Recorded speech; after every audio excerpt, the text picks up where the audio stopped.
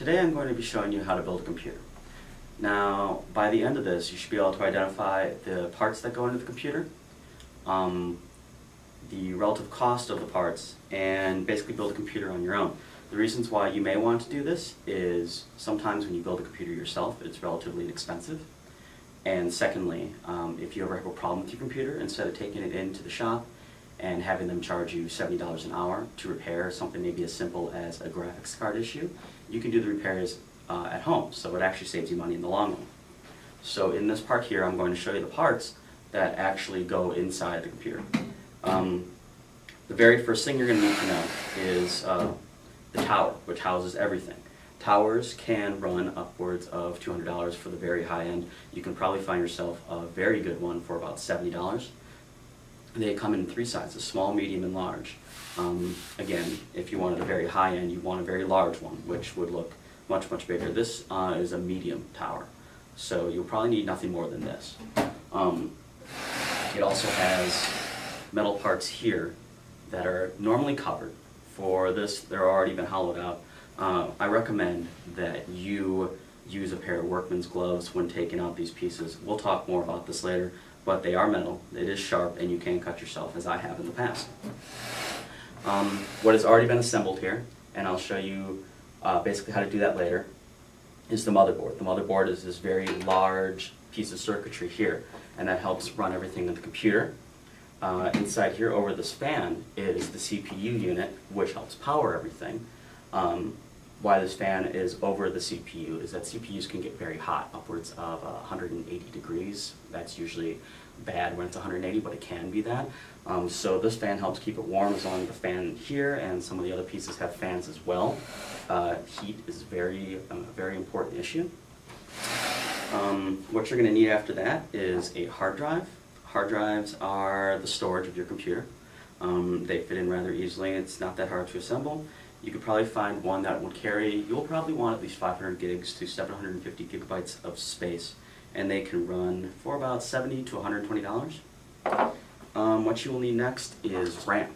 RAM helps distribute all the processing throughout your computer. And you'll normally want, with today's computers, to have at least 2 gigabytes of RAM. And you want to divide that in between two of these here. So this is 1 gig, and this is 1 gig. You can have upwards of 4. You'd have to check your motherboard. Another important thing that I should probably remind you of beforehand is when you purchase motherboards and processors, you want to make sure that your motherboard is compliant with your processor. That means that your motherboard accepts Intel chips. There's Intel and there's AMD. And it's normally listed on the web pages when you buy the products. It'll say whether or not it's AMD or Intel compliant. That's very, very important. Make sure you keep that in mind when you purchase one of these. Moving on, we have here the graphics card. Graphics cards are rather big these days because a lot of computer games require lots of power. Graphics cards normally have fans of their own to keep them cool, because these can also get very warm. Very high-end graphics cards can run upwards of $300 plus. You will not need something like that, more than likely. You'll probably be looking at about $120 to $150 to purchase one of these. Normally, some motherboards have sound cards, but if your motherboard does not, you can easily purchase one. This is a pretty decent sound card. This is a Sound Blaster. That's one of the more famous brands for audio cards. And you could probably find a very good one for about $80 or such. You could probably even find one lower. You probably will not need a whole lot more than that. This is the power supply. Power supplies also have fans of their own.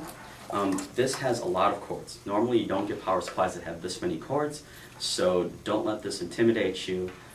Just don't buy one with as many cords as this. Power supplies are also fairly inexpensive. You probably get one for a really good one for about $100.